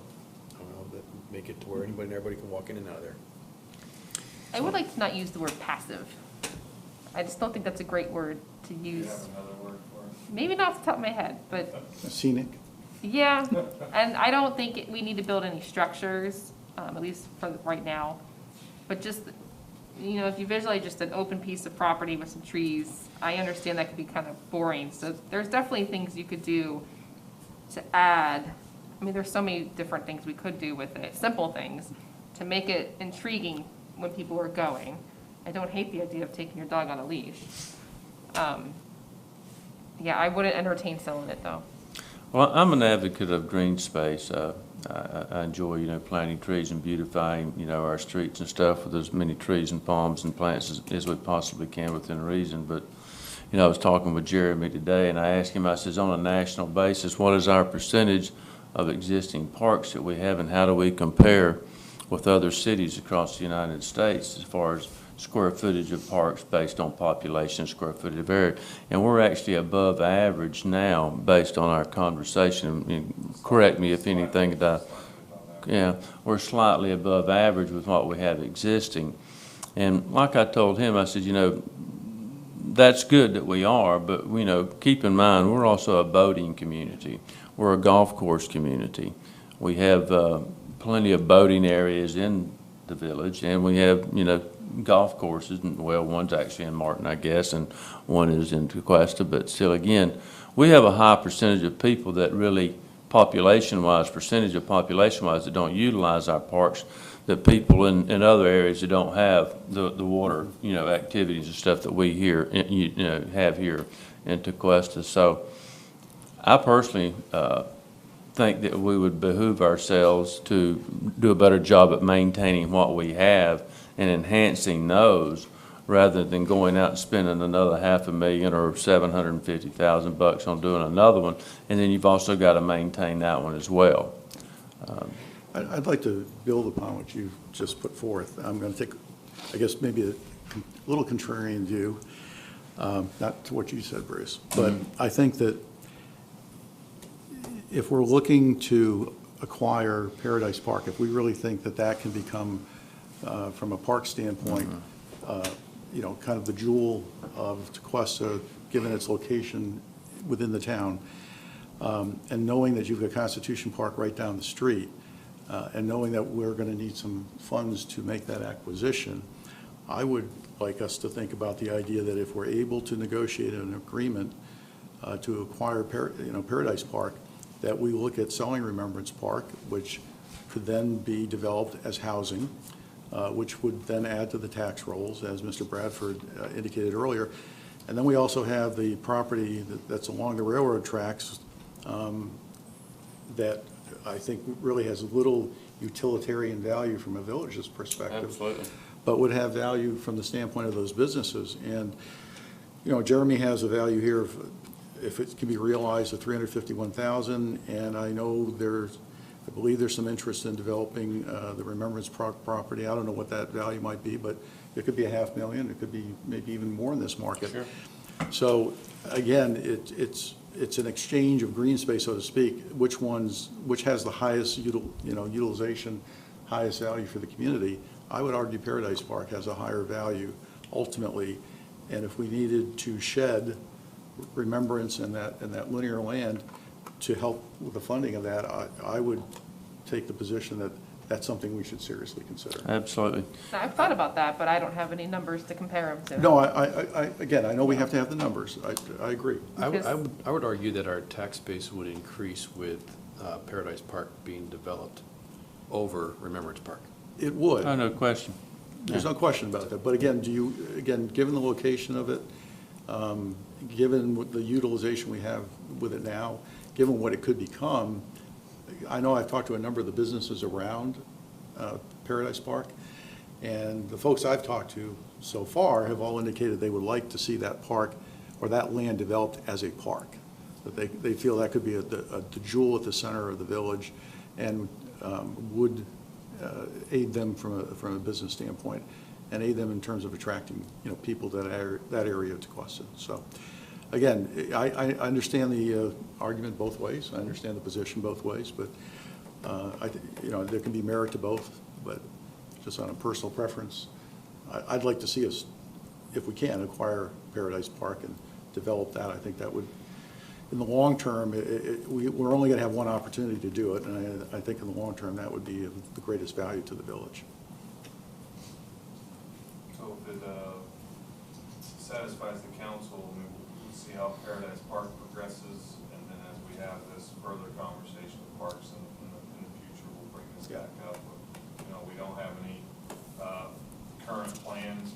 At this current stage, we're still really early in budget, but I don't have any plans to fund any of Remembrance Park, so we're not committed to anything at this point. So we'll bring it back to council for further discussion in the future. I want to mention this Go ahead. No, go ahead. I just wanted to let you know I had a citizen comment when you guys are finished.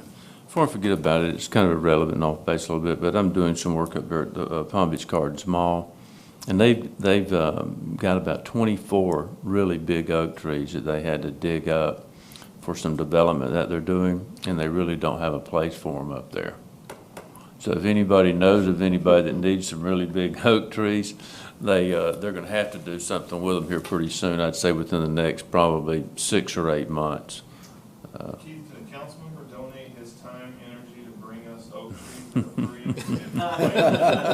I can load them up. Y'all gonna have to. I can load them up for you. I can bring a few of them up here for you. Y'all have to plant them. Plant them? I think it's a great idea. I'll grab a shovel. Well, if you Yeah. can't plant them, Doug can. Well, it depends on how big they are, if Doug can do it or not. They're big. You know, they're like some of them are. You talk about you know, downtown gardens where you guys are building yeah, this building. Yeah. I have some They're big. discretionary funds. Yeah. Yeah, so do I. What do they We do can with donate it? those.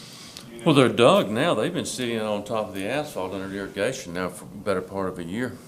Are they still living? Still alive? Well, yeah. Well, they root pruned them, you know, and then they dug them all up and did the right thing. They put them in wrapped them baskets and stuff, and they're sitting out there on the asphalt, and they've got irrigation running to all of them, and So how tall were these?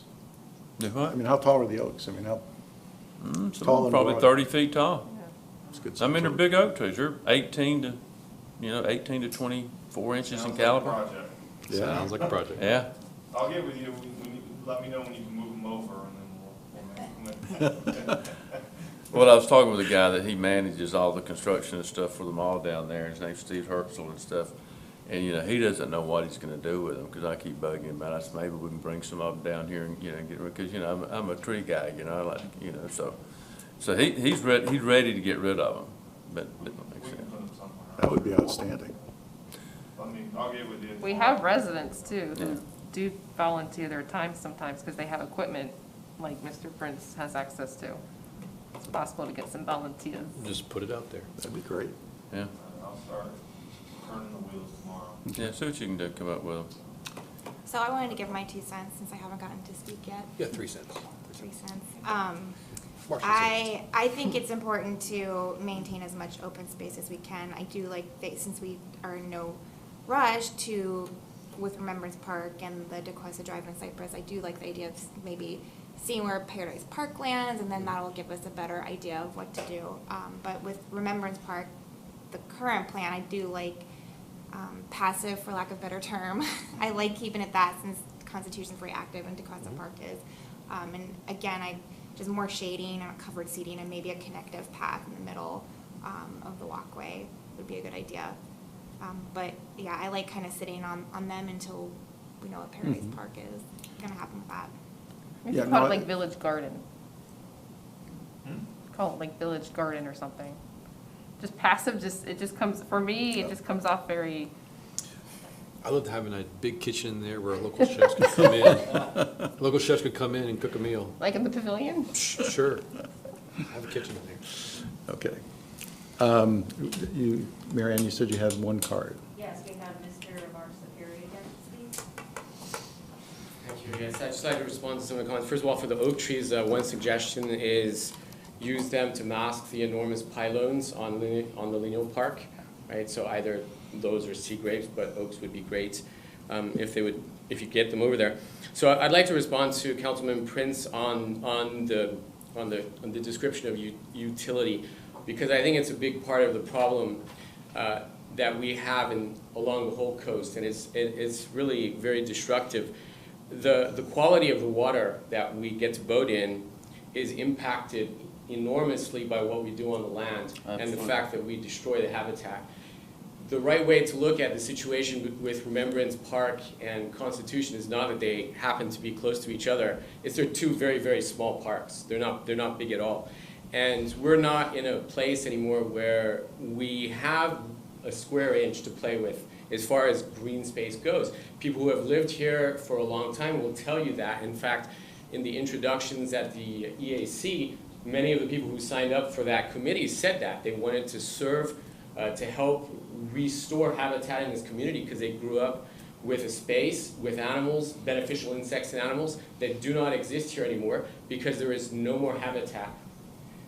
everything we do here, with all the chemicals on top of it that have to go onto the land, it goes into the water and it destroys the water. And so we are destroying the most valuable assets of our space. I think it shouldn't even be an issue that this space should be used to restore habitat, especially since Mr. Bradford has explained, it sounds like there's already a great plan for the space that is Paradise Park. You know, if that doesn't work out for you and you decide we want to do another park here because we all love these great parks, which I agree with, that's fine. But under no circumstance does it make any sense even to think about exchanging this space. Another thing you're not considering, I think, is, you know, you talk about this in other contexts, but the impact that this has on the property interests of the people who live in those neighborhoods.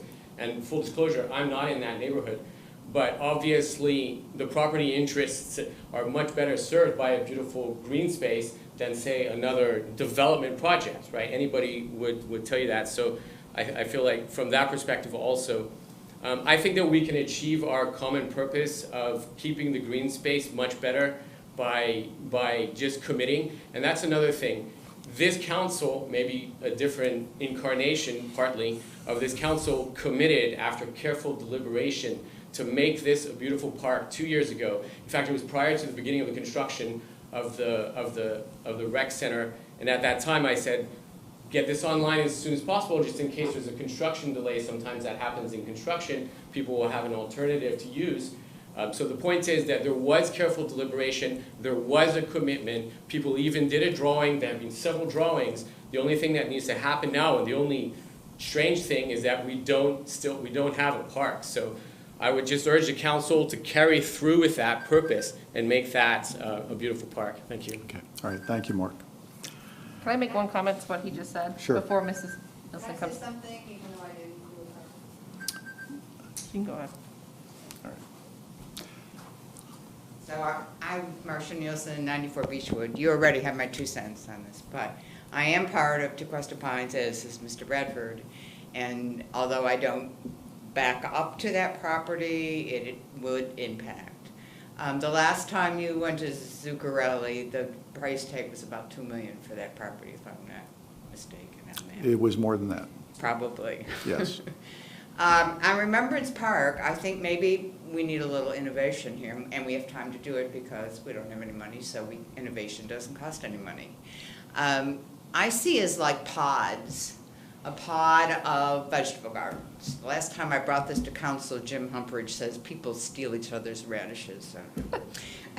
But anyway, I see a pod of like a whole bunch of trees where the library lady comes on Tuesday morning and reads to the kids. Aww. I see a pod of native plants. You don't need water with native plants, by the way.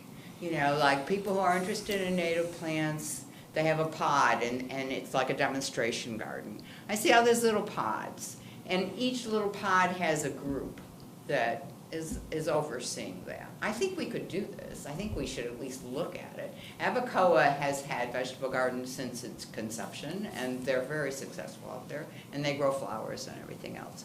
We have all those people in Tequesta in the condominiums. Some of them probably want to get their hands dirty. So, you know, I don't think that, I'm really kind of opposed because of the way that it's so like an alley. How are you going to get houses in there? How are you going to get cars in there unless you get 2 houses on that property? Last time I think they wanted like 6 houses on that property. I mean, they're going to be, it's just, I think we should look beyond that and kind of try to keep a handle on it. Do it. It doesn't have to be really expensive. I think we can involve people. Well, and I appreciate the comments. I think that if we could keep it all, it'd be great. But I think if it comes down to, do we acquire Paradise Park and keep the other 2, or do we let Paradise Park be developed? But if you Which, can only sell that for $351 and you're talking no, we were talking about $350 on the parcel that runs along the railroad track. But if Paradise Park becomes developed, it cuts against some of the arguments that have actually been made here tonight. So, you know, we may not be able to have it both ways. So it's a matter of, and I'm not, again, the council will have to discuss this and come to a decision on how they want to approach it. And we do listen to, obviously, all the input that we receive, but sometimes, you know, it comes down to a choice, and which do you believe is going to have the greatest value to the community and the citizenry? One is tiny, so I don't know that you're comparing. Well, when you say, well, from a cost standpoint, though, like I said, there is a grant program that's out there that would pay for a significant portion of the acquisition if we're successful in receiving that grant. It's a grant we've talked about before. So, again, as multiple people have said, we need to get the numbers. You know, we need to take a look at it. We need to see what the options are. And then, you know, and as Village Attorney Davis said, there would be obviously a public hearing, and the council may decide we want to have a couple of public hearings to bring this to the attention of the residents and give us a chance to get resident input on this, because it is a very important decision, and it's one that we would want community input on a broad basis. And obviously, the council workshops, the council meetings are great, but you know, we have a limited number of people obviously here. I'd like to see a much broader spectrum of the community come in and weigh in on this to help, you know, guide us in the decision that we make.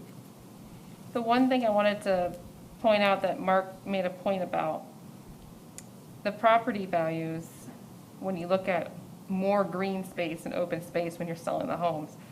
If you guys ever look at all the real estate listings right now, whether it's in Tequesta, Jupiter, Gardens, I'd say 98% of those listings, there's always pictures of parks, the lighthouse, Constitution Park, boat ramp. There's always those features that are helping to sell the properties, because people are buying in areas that have that, because they're so hard to find these days. Yeah. I like that you pointed that out. Thank you. Don't disagree. Yes, Mr. Bradford. Don't we have $50,000 in the budget for Remembrance Park? There's a grant. Oh, okay. I just wanted to point out about the oak trees, which I thought was a great idea. The EAC, the Environmental Committee, we've identified that there are gaps in the streetscapes on both Country Club Drive and on Seabrook, where some of these trees, and they're all live oaks, they would be fantastic if they could be used to fill in those gaps. Yeah, actually, I thought about that myself as well, and I didn't mention it because I didn't think it was important to at that time, but I appreciate you bringing that up. I was just trying to figure out a way we could get them for free, you know, and get Free is good. Yeah, That's good, but they might be less expensive than going to a nursery and buying them if they're just trying to get rid of them at the mall. Well, realistically, the way that I'm advocating for this to happen is that there is no cost for them. You know, all we have to do is, you know, get them from point A to point B and get them in the ground. That'd be great. Yeah. That's a great idea. I got shovels. Yeah, absolutely. Yeah. So y'all break your shovels out, all you tree huggers out there. Y'all get ready to start planting. Okay, that concludes our discussion. There's some more. Oh, I'm sorry. Railroad track. So the last one, this is, came. Oh, no, to council, I'm sorry, I meant on item 4. 2-3 times now. Yeah. The last conversation we're talking about, and I don't think Ms. Young was part of any of those conversations. We're talking about the strip of land that is adjacent to the railroad tracks and in between the businesses and the railroad tracks. You know, it was originally brought by Mr. George Gentile, showed us that we actually own that land. Nobody in the village was aware of it at the time, that we own that property. And the conversation was that an adjacent property owner wanted to buy that to add some parking there. We did some research. There is a drainage easement that is through there with Palm Beach County. That's roughly somewhere along the line, that's how we end up acquiring it, is through an easement.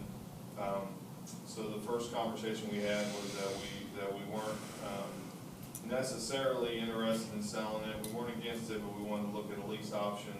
The second time that we brought it back, the conversation was that, you know, the direction was talk to a realtor. I have talked to a realtor about these parcels and what the value is, and he kind of basically echoed what we've been saying, that there is no value for that property except to the values of those property owners that are adjacent to it. And so we got through basically talking to the realtor. We got an estimate on what it would take to survey it, whether we were talking about leasing it or whether we were talking about selling it. You know, we would have to get somebody to come stake it out and survey it. And it was a cost of, I believe it was $5,800. While I can authorize that off that money, we don't necessarily have it budgeted. I didn't want to spend any money without, you know, seeing what council's, I guess, temperature is for this. I mean, do we want to keep it as green space and, you know, we just upkeep it? It's not like public where our public is running out there utilizing it for park space. So I guess I'm just looking for what your guys' intent for. I know Dr. Poland is here. He's one of the original ones that came in with Mr. George and Teal to ask about it. I know there's at least one other property owner of those 6 that would like to purchase one or possibly 2 of those parcels to utilize it for parking.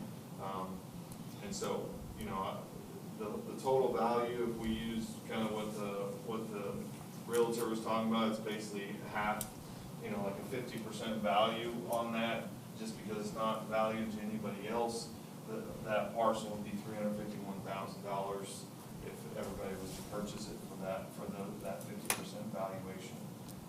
So that's where we kind of stand with it without further, I guess, direction from council. I don't mind speaking first for a change. I'm an advocate for selling it. You know, I mean, I know Mark offered and stuff. I mean, he actually approached me many months ago and stuff about wanting to buy it and utilize it. He's got some landscaping stuff back there that he even said that he would continue to do. And I guess you're the other property owner. But I mean, it's kind of senseless for us to keep it and maintain it. We don't do much mowing back there and haven't been, so it's not been a real expense to us. But I mean, go ahead and take it and utilize that money for whatever, you know, means that we find best usage for it. But to cut it loose and let these people take advantage of it and maintain it. You know, that's my opinion. Part of my previous conversation was that if we did sell it or lease it, we would use those proceeds for park improvements or parklands. Right. Great or idea. Additional improvements, and if that's the will of the council, that I would still recommend that we continue with that, whether we lease it or sell it. Yeah, it'd be earmarked for green space. Yeah. I have a question for Mr. Poland, if you don't mind. If you want to come up to the podium so we can all hear you. That's okay. It's actually a personal question I have for you. Just you have to name an address to start. Steve Pullen, 24 Starboard Way. Okay, because you are here and you are one of the interested parties in buying it, Yes. is your plan to turn it into parking? Well, Jeremy and I sat down with your planner, and she said she would have to be asphalt with landscaping around it. I'd be open to anything, but that's all I'm looking for. George did a quick sketch. Gentile told me 8 or 9 parking spaces is what I could get out of it. Now, your building in particular, I don't think the vet business is there anymore, correct? Right.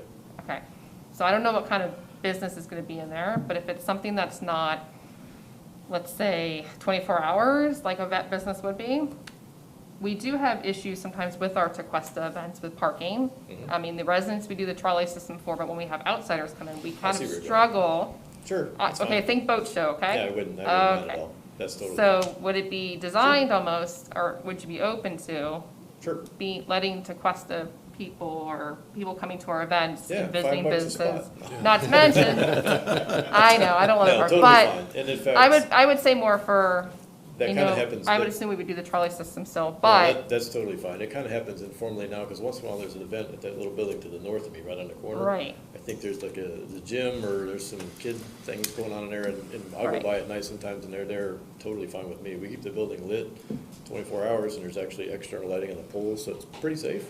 So a homeless guy comes by once in a while. I'd be more open to if That's fine. whoever would be interested in utilizing those parcels, if they'd be open to allowing parking for when we have Yeah. big events like Chili Fest, I wouldn't even and we worry have about it. outsiders, Knock people are yourself coming out. to look Yeah, at your totally fine. business. Now, several people have expressed concerns about parking in our parking lot and walking straight across the railroad track. That seems like a bad idea to me. Well, yeah, and I They would know be better to go to Tequesta Drive and across. And parts of West Palm have that, like of the boat show, and they, you know, they tried to design like landscaping where you can't walk through it. Good, yeah, I like that idea. 'Cause I Yeah. would hate They to aren't think about quite somebody there right yet, there in the but tracks, it's a- a bright line coming, so. It's a start. I would Yeah, think that we'd totally. probably need to get some counsel from Keith on that, though, to make sure that, you know, you don't put yourself in a liability issue, and nor do we by That's allowing. why I'm putting it out there, just to maybe we could figure Yeah. out if that's even allowed. I I'm just- neighborly, whatever, doesn't matter. Yeah, we, you know, basically the two businesses that are now, one is a medical building, the other is a IT headhunter kind of a guy. So it's 9 to 5 jobs, 9 to 5 businesses, so nobody there at night. Just a homeless guy once in a while, getting some Wi-Fi. He needs some. You didn't hear that. Molly, Kyle, Anything else, one up? any thoughts? Okay, thank you.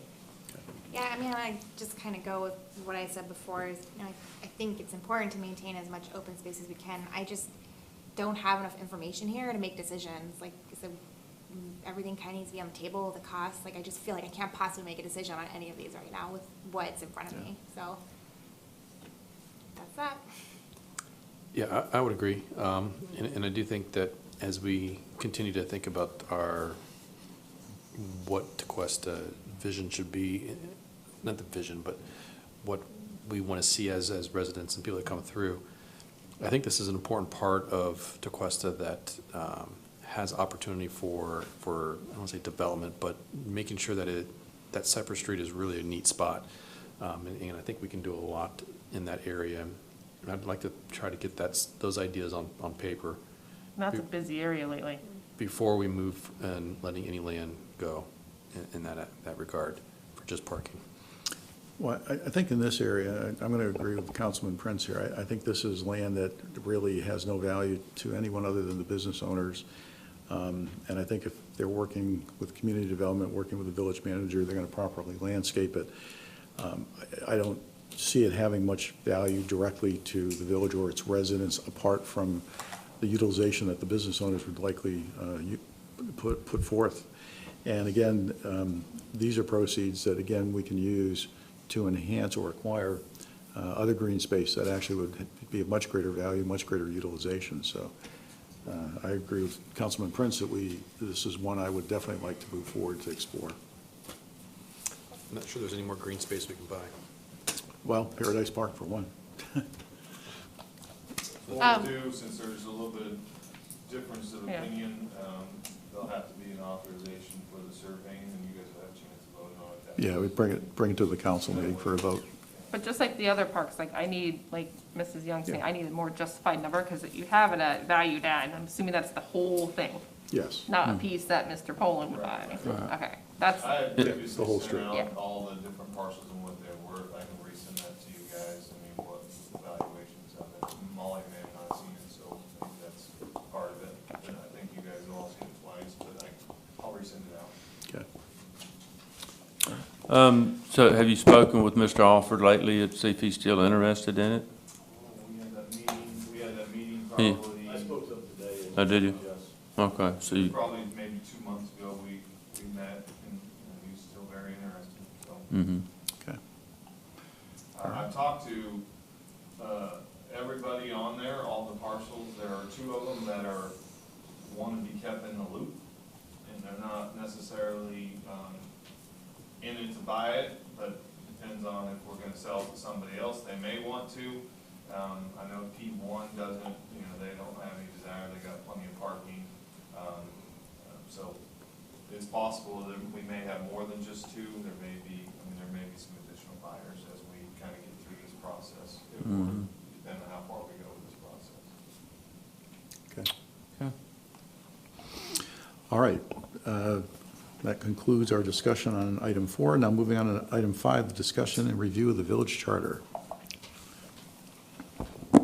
So this conversation, kind of the standard is that you review your charter every 10 years. Last time the village reviewed the charter was 13 years ago.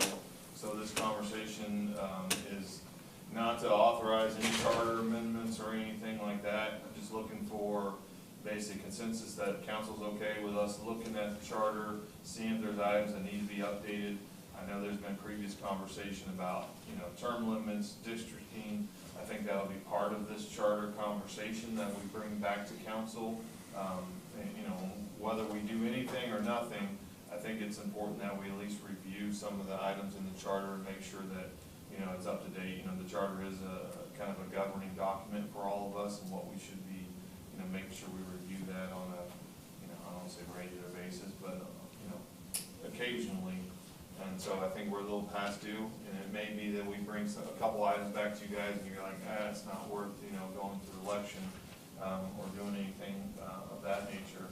And so, tonight is just a consensus that you guys are okay with us bringing something back to you guys, some items that may need to be reviewed, or some options for you guys. I know it kind of started with a conversation, and Molly's the closest one to this, that if we have a tie, our charter calls for us to, take it back to, to the people, and that could be very, very expensive if we're the only ones on that election in the amount of $30,000 to $50,000. So really came up with, well, what do we want to do if there is a tie?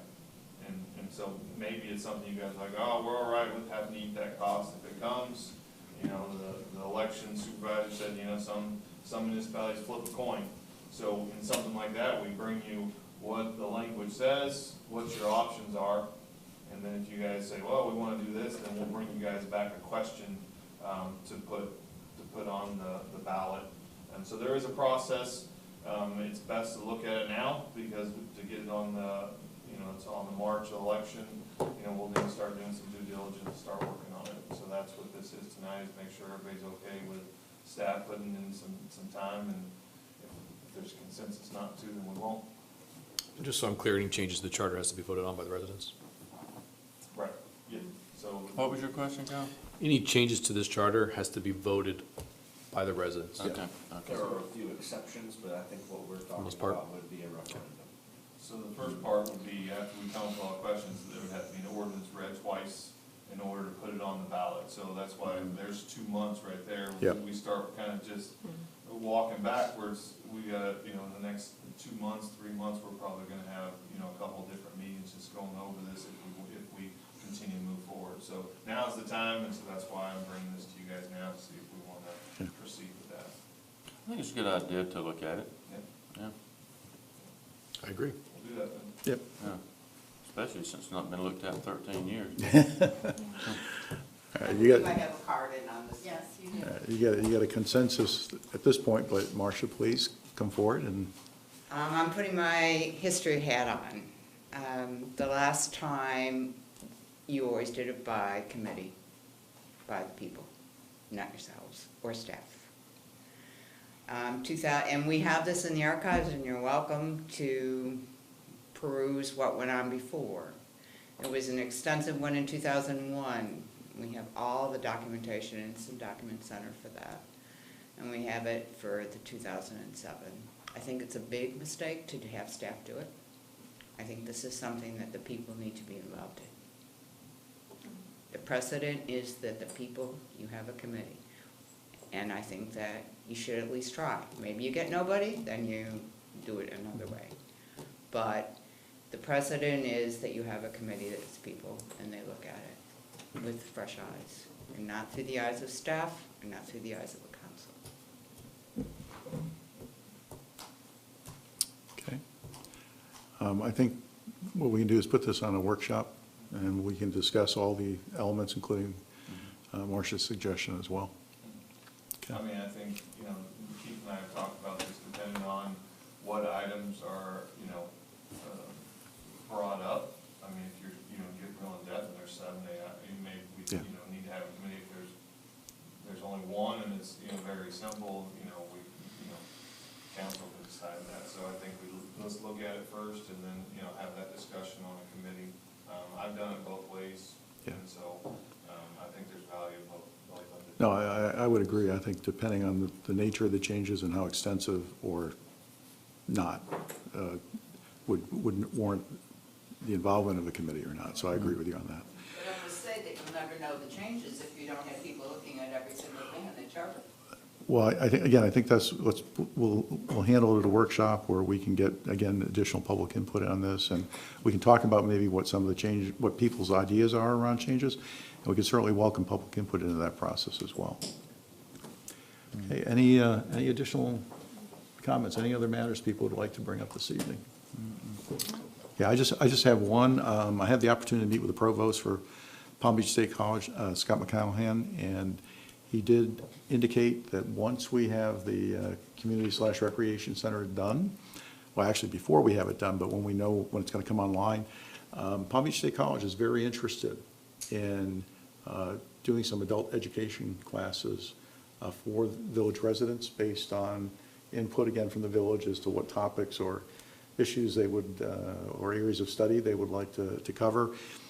We also talked about doing some things too, even targeting more of the junior high school and high school age students as well. So other than the fact that they've expressed an interest, and I've told them we would welcome a discussion on that when we get a little closer to knowing when the center will be completed, I'm going to invite him here to make a presentation and, open up a discussion with the council Great and our idea. residents. So, Yeah, exciting. all right, do I have a motion to adjourn? Motion. Second? Second. All in favor? Aye. Aye. Thank you, everybody.